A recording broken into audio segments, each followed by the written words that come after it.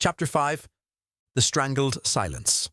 Connor pulled into Thomas Grayson's driveway at precisely 2 o'clock Friday afternoon, noting with approval the neat lawn and freshly painted shutters. Thomas had always taken pride in his home. Military precision applied to civilian life. The house call had been scheduled 6 weeks ago when Thomas had mentioned persistent knee pain at his last office visit. Connor had promised to check on him, knowing that the 65-year-old veteran hated the idea of physical therapy, but might accept treatment in the comfort of his own home. The black medical bag felt familiar in Connor's hand as he approached the front door, its weight as natural as breathing after 4 centuries of house calls. He knocked 3 times, waited, knocked again. Nothing. Connor tilted his head, listening. The television murmured from inside. Afternoon talk shows, by the sound of it.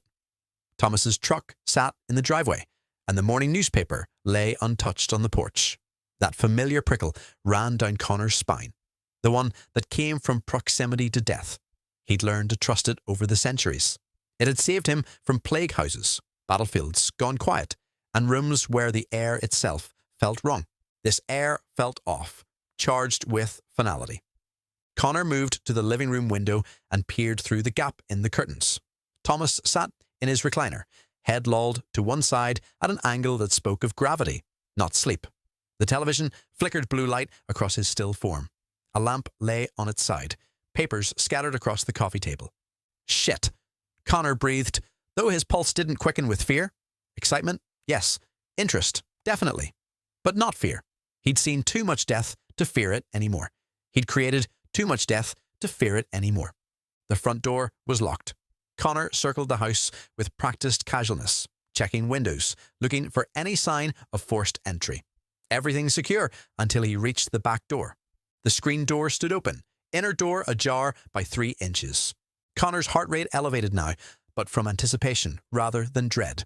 He pushed the door wider with one knuckle, careful not to disturb fingerprints, and stepped into Thomas's kitchen. "Thomas, it's Dr. McMasters. I'm here for your appointment." His voice echoed through the empty house. The only answer was the television's continued babble. Connor moved through the kitchen, everything clean, dishes put away, coffee maker still warm to the touch, and into the living room. Thomas had been dead for at least 12 hours, probably longer. The body temperature would tell more, but Connor's practiced eye could read the timeline in skin tone and muscle rigidity. He approached the recliner slowly, cataloguing details. Thomas's face had gone purple-grey, eyes bulged slightly, tongue protruding just past his lips, petechial hemorrhaging in the whites of his eyes, the classic signs of strangulation, defensive wounds on both hands, scratches, torn fingernails, bruising across the knuckles where Thomas had fought. The ligature marks on his neck were clear even without moving the body, rope or cord, thick, held tight, and long. Not the quick professional kill of someone who knew anatomy. This was messy, amateur, someone who'd held on too long, either from fear or inexperience. Connor crouched beside the recliner, examining without touching. The scene had been staged, overturned lamp, rifled drawers, couch cushions askew. But it was too deliberate, too theatrical. Real robberies were efficient and desperate. This was someone's idea of what a robbery should look like. His eye caught something the police would likely miss. Tiny smears of blood on the chair's armrest, tacky and brown. Thomas's blood from his defensive wounds, transferred from his attacker's hands or clothing during the struggle. Connor stood and pulled out his cell phone, dialing 911 without hesitation. "This is Dr. Connor McMasters at 247 Maple Ridge Road. I've found my patient, Thomas Grayson, deceased in his home. It appears to be a break-in. Please send the police and the medical examiner." The dispatcher's questions came rapid fire. Connor answered them all with appropriate shock and distress, his voice hitching at precisely the right moments. Centuries of practice had made him an excellent actor. While he waited, Connor examined the scene more carefully, moving nothing but looking at everything. The back door lock showed no signs of tampering. Thomas had opened it for someone he knew, or someone had a key. The robbery had taken Thomas's wallet from the side table, his watch from his wrist, but left the expensive flat-screen television, the laptop visible on the kitchen counter, and the antique rifle mounted over the fireplace. What kind of burglar ignored those? The kind who wasn't actually a burglar. Connor walked to the mantel where Thomas kept framed photographs. Military service photos. Thomas with his unit in Vietnam. Thomas at various VA events. And one recent photo, a security camera printout, that made Connor's lips curve into something that wasn't quite a smile. Thomas standing in his driveway, arms crossed, facing down a man in an expensive suit. Connor recognised Ian Martin's profile, even from the awkward angle. The photo was dated 2 months ago, before Eleanor's death. Before this had all begun. Sirens approached. Connor carefully returned to the front door and stepped onto the porch, the concerned physician waiting to guide first responders. His mind was already 3 steps ahead, calculating timelines and opportunities. Chief Maria Rodriguez arrived with the first patrol car, her face grim. Connor had worked with her on enough medical emergencies over the past 2 years that she nodded at him with recognition and trust. "Doc, what happened?" "I had a scheduled house call. Thomas mentioned knee pain at his last visit, and I promised to check on him at home. When he didn't answer, I looked through the window and saw..." Connor gestured helplessly toward the house. "The back door was open. I checked for a pulse, but he's been gone for hours." Rodriguez's expression tightened. "You didn't touch anything else?" "Only what I had to, in order to check vitals. I know better than to contaminate a scene." She studied him for a long moment, then nodded. "Go ahead and wait by your car. We'll need a formal statement." Connor did as instructed, watching the controlled chaos of crime scene processing. The medical examiner's van arrived. Photographs were taken, evidence markers placed. The same careful choreography Connor had witnessed in dozens of different forms across centuries.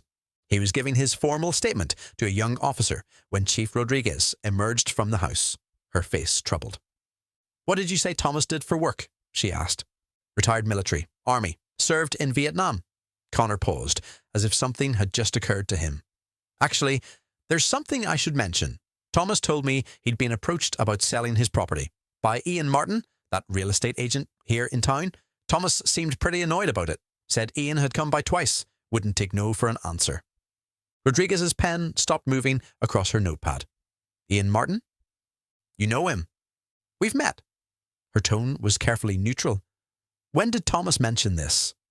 "Last month, maybe early October.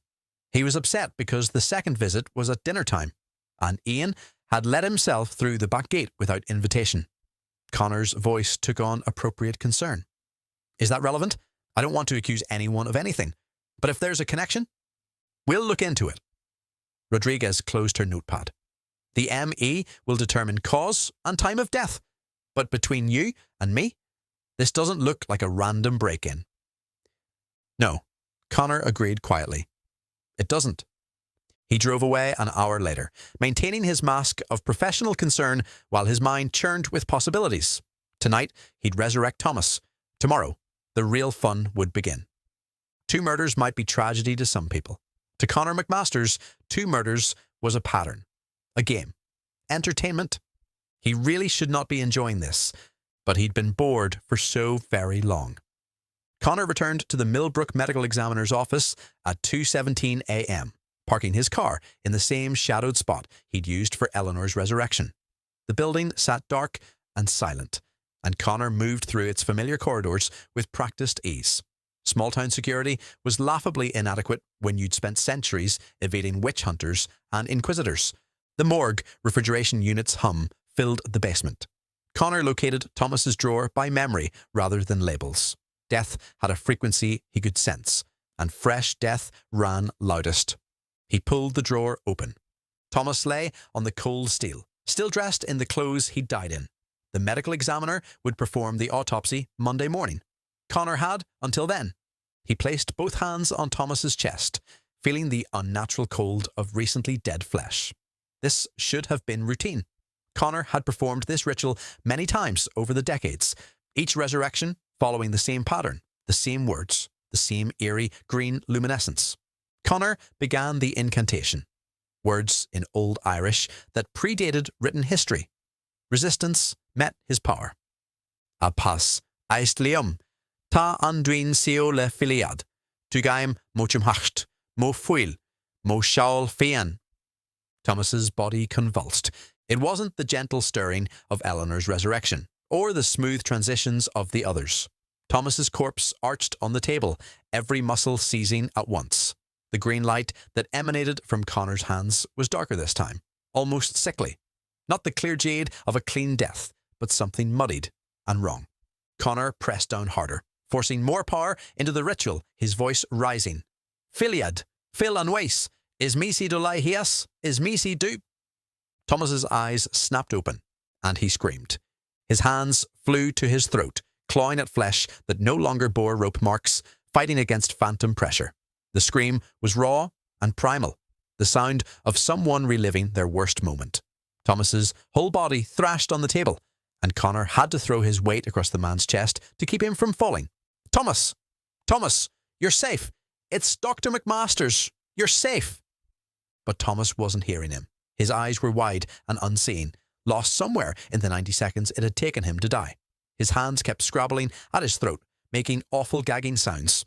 Connor recognized a PTSD flashback when he saw one. He'd treated enough veterans over the centuries. Eist Liam!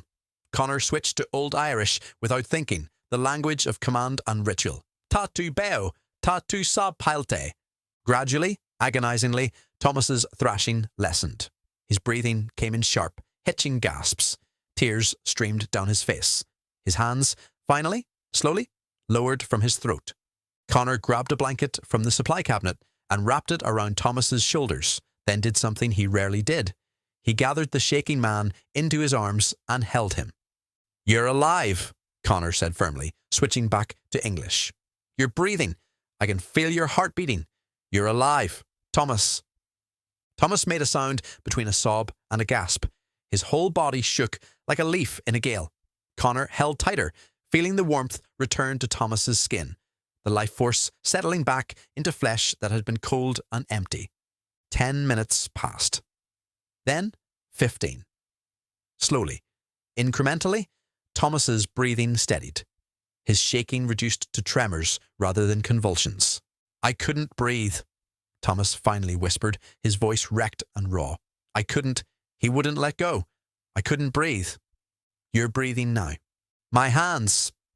I couldn't. I tried to fight, but he was behind me. I couldn't see. Couldn't reach. Couldn't. Thomas's voice spiraled upward toward panic again. Look at me. Connor pulled back just enough to force eye contact. Thomas, look at me. Count your breaths with me. In for 4, hold for 4, out for 4. We're going to breathe together. It was the same technique Connor had learned in a field hospital in France during World War I, taught to shell-shocked soldiers. Breathing, counting, anchoring to the present instead of drowning in the past. They breathed together until Thomas's eyes focused and cleared. Dr. McMasters, I'm here. Where? What? I was in my house. He came through the back door. I thought it was David from next door. We share tools sometimes, so I didn't. Thomas stopped, swallowed hard. He killed me. Yes, I remember dying. I know.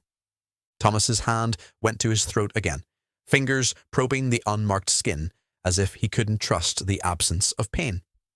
How am I? Connor helped Thomas sit up, keeping a steadying hand on his shoulder.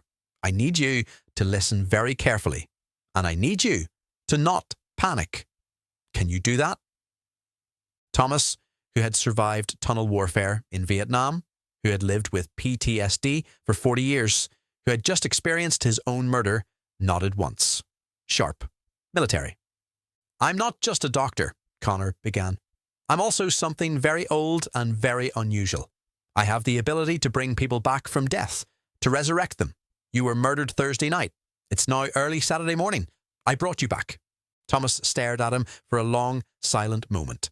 Then, bullshit. You remember dying. Could be a hallucination. Could be. Feel your throat. No marks. But you remember the rope, don't you? The pressure, the panic, when you couldn't breathe? Thomas's face went grey. His hand trembled against his neck. How long was I? About 12 hours. I found your body during our scheduled house call. I'm the one who called the police. Connor's voice remained steady, clinical. This was easier than the emotion. You were strangled with a thick cord or rope. Defensive wounds on your hands where you fought.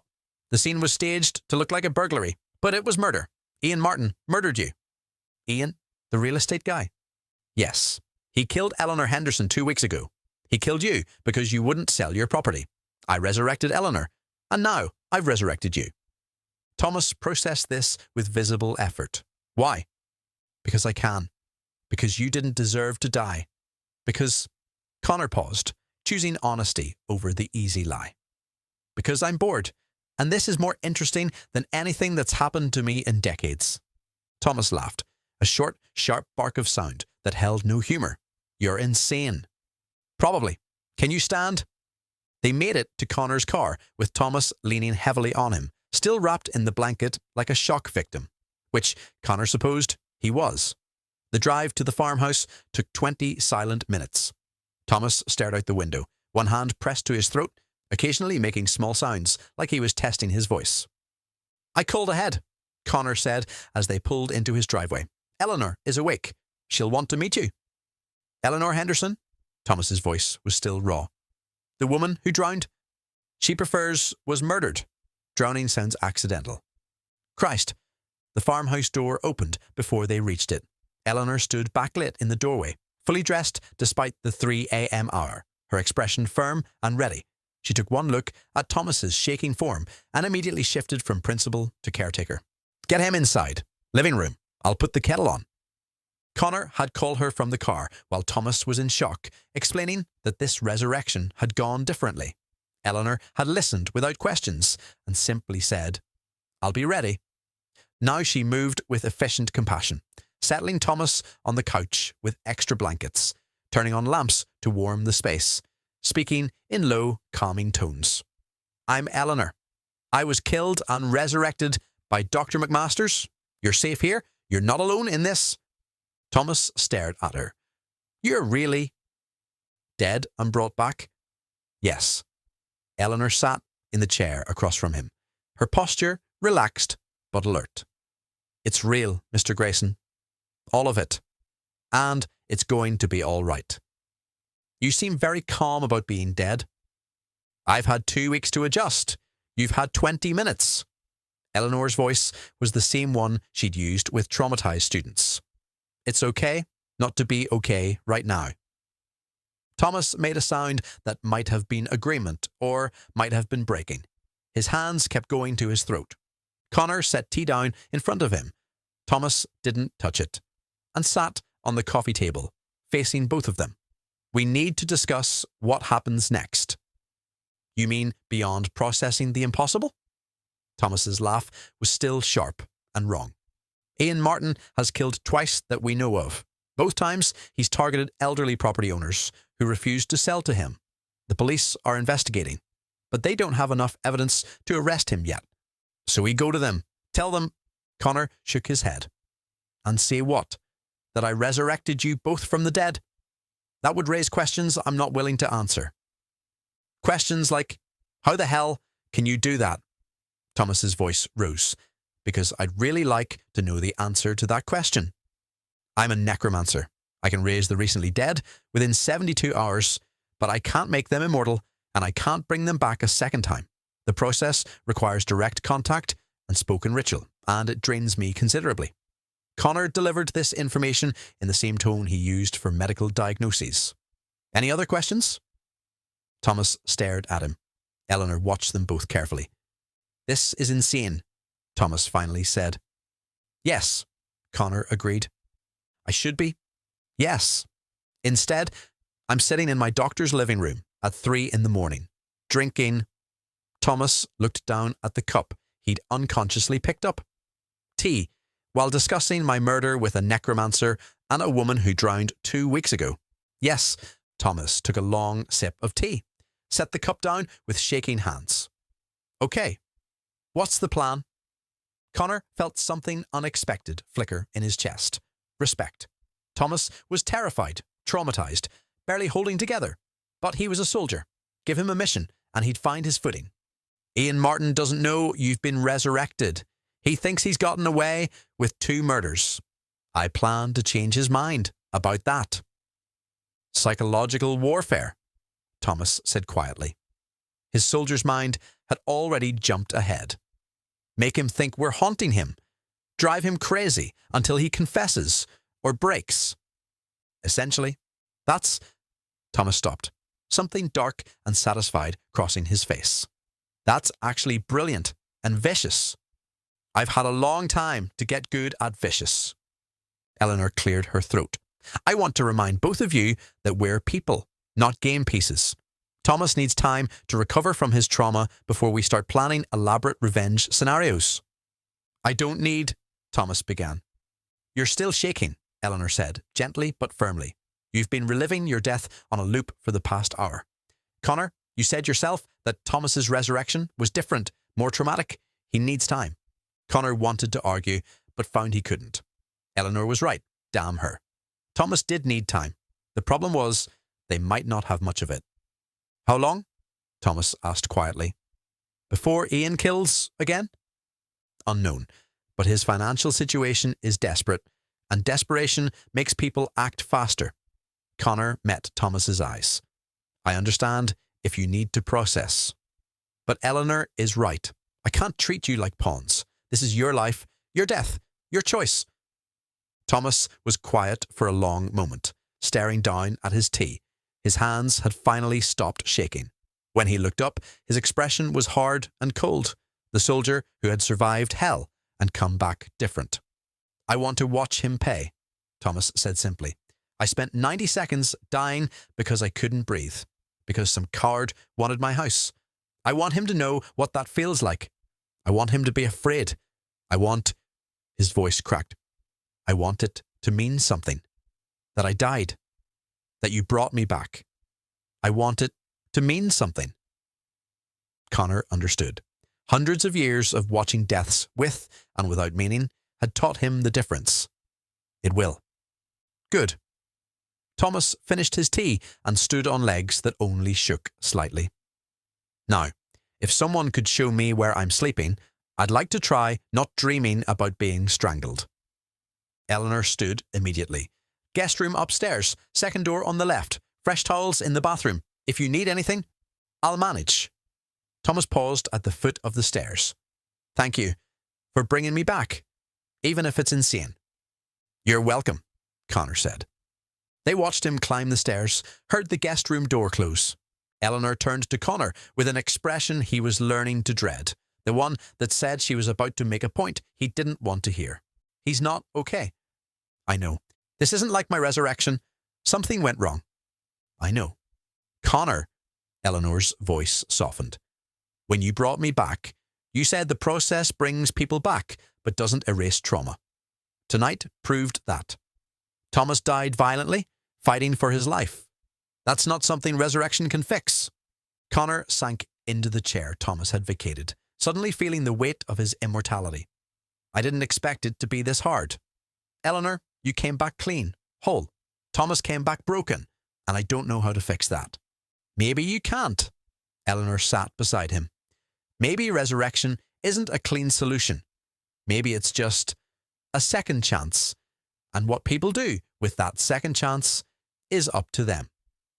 Connor thought about that, about second chances, about the weight of life returned, about resurrection that saved the body but couldn't save the mind. He'd spent 4 centuries thinking of his necromancy as power, as tool, as entertainment.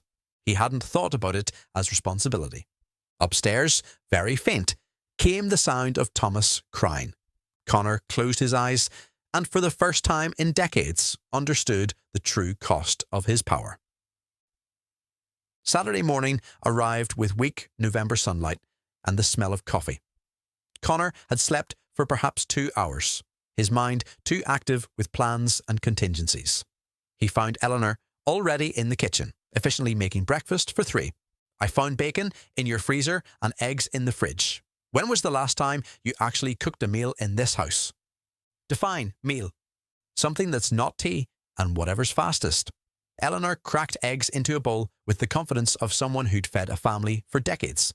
You have a guest suite upstairs that's barely furnished and a kitchen that's all appliances and no food.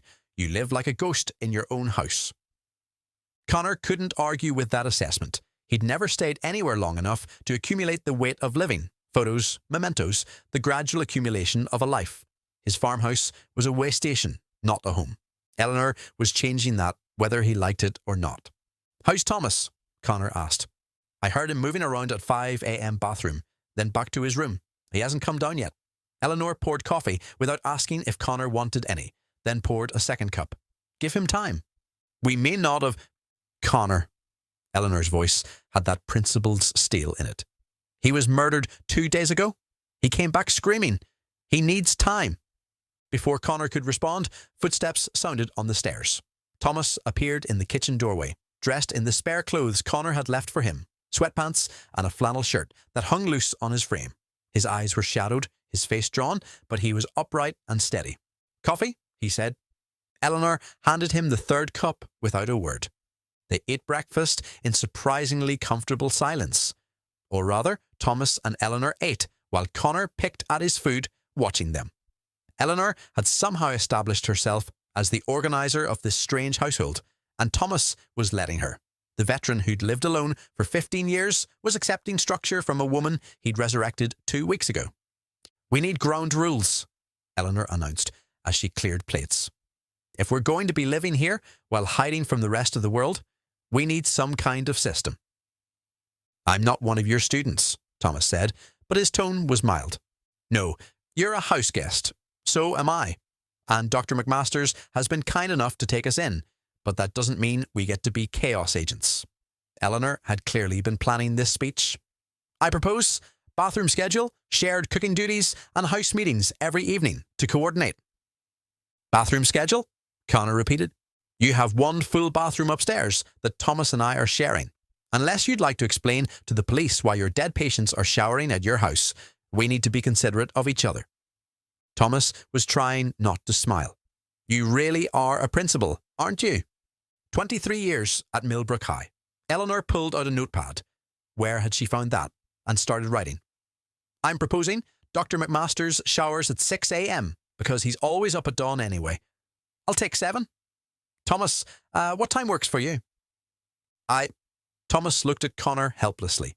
"This is the strangest conversation I've ever had." "Welcome to resurrection," Eleanor said dryly.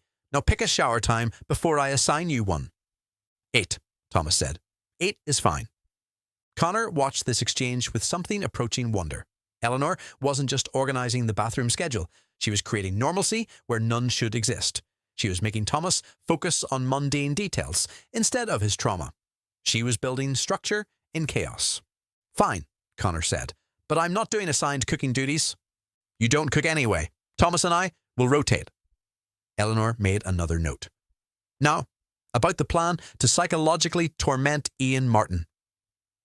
"Jesus," Thomas muttered into his coffee. "I want it on record that I think it's morally questionable, but practically sound." However, Eleanor fixed Connor with a look that had probably terrified countless students. "We are not your chess pieces, Doctor. We're people who died violently and deserve justice, not entertainment." The accusation hit harder than Connor expected. Entertainment. That's exactly what he'd been treating this as, an elaborate game to relieve his boredom. But sitting across from Thomas's traumatized eyes and Eleanor's steady gaze, he couldn't pretend anymore. "You're right," Connor said quietly. "I've been treating this as something to do. Something interesting. But you're not game pieces. You're my patients, and I owe you better than that." Eleanor's expression softened slightly. "I didn't mean to. No. You're right to call me on it." Connor met her eyes. "Years of living and hiding has made me distant, detached. I forgot that this matters. That you matter."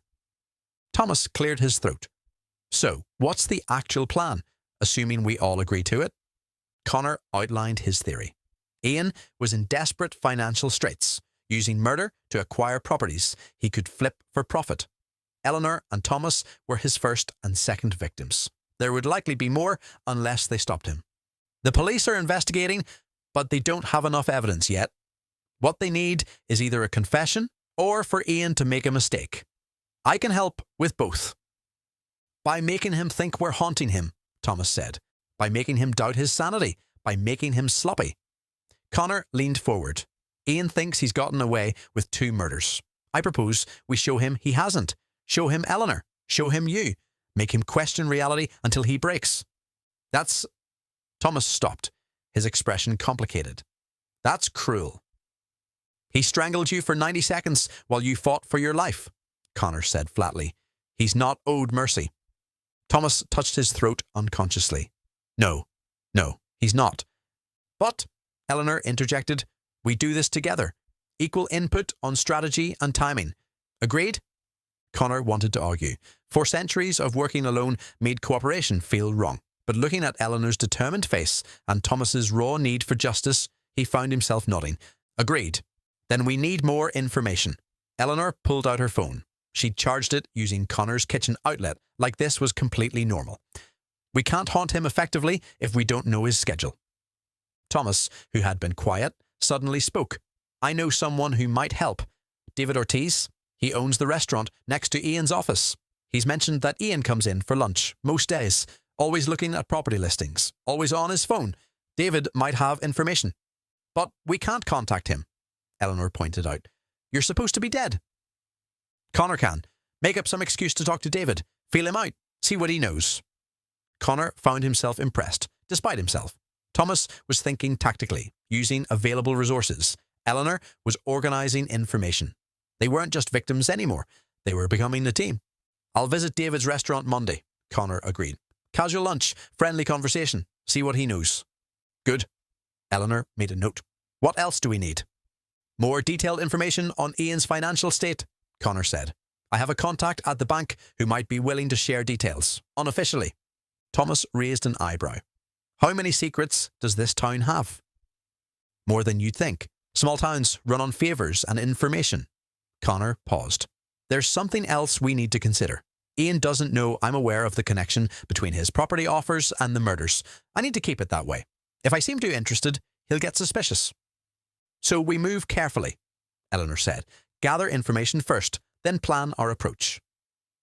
They spent the next hour discussing logistics. Where would Eleanor and Thomas stay while they planned? Connor's farmhouse was private enough, but eventually someone would notice his guests. How would they coordinate without drawing attention? Cell phones were traceable, and both Eleanor and Thomas were supposed to be dead. We need burner phones, Thomas said. Untraceable communication. I can get those, Connor offered. There's a store 2 towns over that doesn't ask questions. And we need a cover story, Eleanor added. If anyone sees us with Connor, we need an explanation. Cousins visiting from out of town? Thomas suggested. Connor shook his head. Too easy to disprove. Better to simply avoid being seen together in public. We keep you both here, out of sight, until we're ready to make our move. So we're prisoners, Thomas said, but without heat. You're hidden, Connor corrected. There's a difference. The conversation wound down as morning turned to afternoon. Eleanor claimed the kitchen and started making a shopping list of actual food. Thomas retreated to the guest room, citing exhaustion. Connor sat in his study, staring at notes he'd written in Old Irish, trying to process the fact that his simple game had become something far more complicated. A knock on his study door brought his head up. Eleanor stood in the doorway, her expression serious. Can I come in? It's your house now, apparently. Eleanor smiled faintly and sat in the chair across from his desk. I wanted to thank you for bringing us back, for giving us a chance at justice. You don't sound entirely grateful. I'm not entirely grateful. I'm grateful to be alive, yes, but I'm also angry that I was murdered, angry that Thomas is suffering, angry that you have this power and you've been using it for, what? Entertainment. Connor met her eyes steadily. Yes. That's honest, at least. Eleanor folded her hands in her lap. I don't know what to make of you, Dr. McMasters. You're kind and you're callous. You care and you don't. You saved us, but I'm not sure you understand the weight of what you've done. I'm beginning to, Connor said quietly. Good. Eleanor stood. Because Thomas is barely holding together, and when the next victim dies, and there will be a next victim, you're going to have to bring them back too. And each time you do, you're taking responsibility for their second life. That's not entertainment. That's burden. She left before Connor could respond. Alone in his study, Connor thought about burden, about responsibility. about centuries of avoiding both by maintaining careful distance from everyone. Upstairs, he could hear Thomas moving around. In the kitchen, Eleanor was humming something as she cooked. Connor closed his eyes and admitted something he hadn't allowed himself to acknowledge in decades. He was terrified, not of being caught, not of Ian, but of caring about these people, and inevitably losing them anyway. Because everyone died eventually. Everyone except him. Monday morning, Jennifer Wu arrived at Dr. McMaster's medical office at precisely 7 a.m., coffee in one hand and her phone in the other. The weekend had been quiet. Marcus had taken her to Burlington for dinner and a movie. She'd caught up on laundry, and she'd tried not to think about work. She'd failed spectacularly at that last part. Jennifer unlocked the office and went through her morning routine. Turn on lights, start coffee maker, boot up computers, check the schedule. Dr. McMaster's had a full day. Physical for the insurance company at 8, 3 follow-ups, 2 new patients, and an afternoon house call. House calls. Connor was the only doctor in 3 counties who still made house calls. Jennifer had always found it charming and old-fashioned. Now, pulling up the schedule on her computer, she found it unsettling, because Connor's last 2 house calls had resulted in finding dead patients. Jennifer told herself it was coincidence as she opened the patient management system, but her fingers typed Eleanor Henderson's name anyway. Deceased, October 8th, 2025. Cause, accidental drowning. Then Thomas Grayson's name. Deceased, October 18th, 2025. Cause, homicide, strangulation during home invasion. Jennifer stared at the screen. 2 patients, both dead within 10 days. Both had been Connor's patients for years. Both had been elderly homeowners.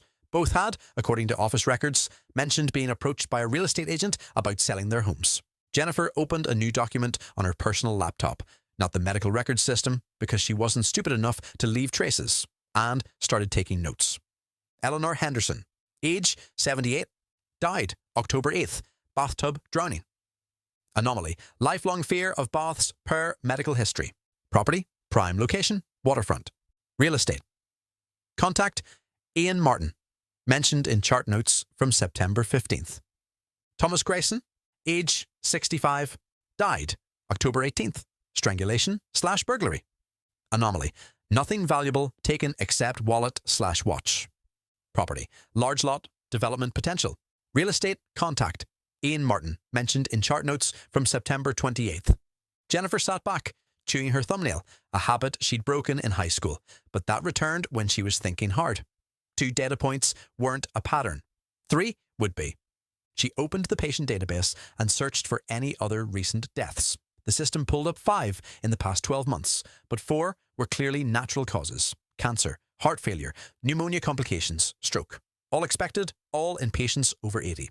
The 5th was a car accident from last January, and that patient hadn't been Connor's. So just Eleanor and Thomas. Just 2 suspicious deaths. Jennifer told herself to let it go. Except she pulled up Ian Martin's name in Google.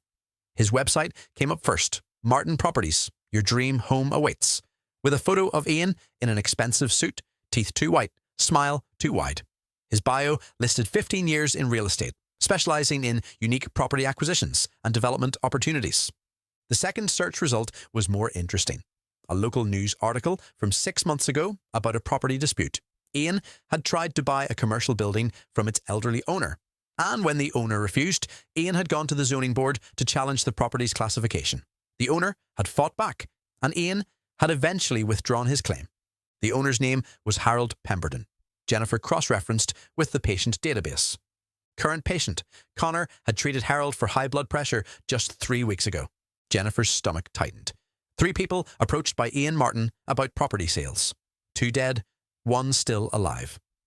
This is crazy, Jennifer muttered. I'm seeing conspiracy where there's only bad luck. But her hands kept typing, kept searching, kept documenting. She found 2 more property disputes involving Ian Martin. Both settled quietly, one with the owner mysteriously changing their mind and selling at below market value. No deaths, but the pattern was there. Ian targeted elderly property owners, pressured them, and somehow got what he wanted. The office door opened and Jennifer slammed her laptop shut, heart racing. Connor walked in, carrying his medical bag and looking like he always did. Calm, composed, professionally friendly. "Morning, Jennifer. How was your weekend?" "Good. You?" Jennifer forced her voice to stay normal, even though her pulse was hammering. "Quiet. Caught up on reading." Connor hung his coat on the rack and moved toward his office. "Anything urgent I should know about?" "Mr. Peterson's lab results came back. Cholesterol is still high. And Mrs. Yamamoto called about her prescription refill." "I'll call her after my first appointment." Connor paused in his doorway, looking at Jennifer with those unsettlingly steady eyes. "Everything okay? You seem tense." "Fine. Just too much coffee." Jennifer lifted her cup as evidence, hoping he couldn't hear her racing heart. Connor smiled, that slight, knowing smile that never quite reached his eyes, and disappeared into his office. Jennifer waited until she heard his door close before opening her laptop again. Her notes stared back at her, damning and incomplete. She thought about going to Connor with her suspicions, but what would she say? "Your patients are dying suspiciously, and I think a real estate agent is killing them." Connor would think she'd lost perspective. Or worse, he'd think she was right and tell her to drop it. Jennifer had worked for Connor for 2 years. He was a great boss, kind, competent, never temperamental. But there had always been something off about him that she couldn't articulate. The way he never talked about his past, how he seemed to know things he shouldn't, historical medical practices explained in first-person detail, casual references to techniques from 50 years ago said like he'd been there, and his face. Connor claimed to be in his mid-40s, but his skin was completely unlined. His hair only distinguished grey at the temples in a way that seemed deliberate. Jennifer had assumed good genetics and maybe work done, but now she was jumping at shadows. Connor wasn't involved in the deaths. He was a doctor, for God's sake. But he'd been the one to find both bodies. Jennifer closed her laptop and tried to focus on work. Patient files to update, insurance forms to process, appointment confirmations to make. Busy work that usually kept her occupied. Today, it felt hollow. At lunch, Jennifer walked to the sandwich shop 2 blocks away, needing air and space to think. Her phone buzzed. Marcus, asking if she wanted to come over for dinner. She texted back, "Yes, please. Need to talk." Marcus, "Everything okay?" Jennifer stared at the question for a long moment. Then, "Yeah, just work stuff. See you at 7. She wasn't ready to voice her suspicions out loud. Not yet. Not until she had more information. Back at the office, Connor was with a patient. Jennifer could hear his voice through the door. Calm, reassuring, asking the right questions. The same competent professional he always was. Jennifer opened a blank document and started a timeline. September 15th. Eleanor Henderson mentions Ian Martin in office visit. September 28th. Thomas Grayson mentions Ian Martin in office visit. October 8th. Eleanor dies, drowning. October 9th. Connor finds Eleanor's body during house call. October 18th. Thomas dies, murder during burglary. October 18th. Connor finds Thomas's body during house call. 2 findings in 10 days, both by the same doctor. Jennifer added another line. October 21st, Harold Pemberton, due for follow-up. Current Ian Martin target. She saved the document to a password-protected folder and closed her laptop. Connor emerged from his examination room with Mrs. Chen, an elderly patient with diabetes. "Remember, check your blood sugar twice a day and call me if you feel dizzy." "You're such a kind doctor," Mrs. Chen said, patting his hand. "So patient. Not like those young ones at the urgent care who rush you through." Connor smiled with practiced warmth, the expression he reserved for elderly patients who needed reassurance. "I've learned that healing takes time." After Mrs. Chen left, Connor approached Jennifer's desk. "I need to make a house call this afternoon. Harold Pemberton, follow up on his blood pressure." Jennifer's hands went cold. "I can reschedule if you want. Give him time to—" "No, I promised I'd check on him. Should only take 30 minutes. Connor gathered his bag and left. Jennifer sat frozen at her desk, staring at the closed door. Harold Pemberton, current Ian Martin target, about to receive a house call from Dr. Connor McMasters. "Stop it. Jennifer whispered to herself. You're seeing conspiracies everywhere. Connor is helping his patients, not what? Killing them? That was insane. But so was 2 suspicious deaths in 10 days, both found by the same doctor, both previously approached by the same real estate agent. Jennifer made a decision. She pulled out her phone and took a photo of Connor's calendar, showing the house call address and time. Then she opened the Notes app and typed, if something happens to Harold Pemberton, look at Ian Martin, and look at Connor's other house call patients. She stared at the note for a long moment, then saved it and locked her phone. Jennifer didn't know what she'd do if Harold turned up dead. She didn't know if she'd have the courage to voice her suspicions, or if she'd convince herself it was all coincidence. But she knew she'd be watching, because something felt deeply wrong in Millbrook, and Jennifer Wu had built her career on paying attention to details others missed, even when ignoring them would be much, much safer. Bardis Connor returned at 4:15, exactly 30 minutes after he'd left for Harold's house call. How was Mr. Pemberton? Jennifer asked, her voice carefully casual. Blood pressure is better. I adjusted his medication and told him to come in next week for labs. Connor set his bag down. He seemed distracted, though, said he'd been having trouble sleeping. Did he mention why? Connor's eyes met hers, and for just a moment, Jennifer saw something ancient and knowing in that gaze. Then he smiled, and the impression vanished. Stress about money. Apparently, someone's been pressuring him to sell his commercial property. Connor's tone was perfectly neutral. Real estate agent named Ian Martin. Seems persistent. Jennifer's blood ran cold. Did you tell him to talk to the police? I told him to do what felt right. Sometimes the best medicine is trusting your instincts. Connor picked up his bag. I'm done for the day. See you tomorrow, Jennifer. He left. Jennifer sat alone in the office as the sun set, staring at her locked laptop, and made another decision. She would keep watching, keep notes, and if a third patient died, when a third patient died, because she was beginning to believe it was inevitable, she would have to act. She didn't know what that action would look like yet, but sitting idle while people died wasn't in her nature, especially when getting involved might be exactly what got her killed.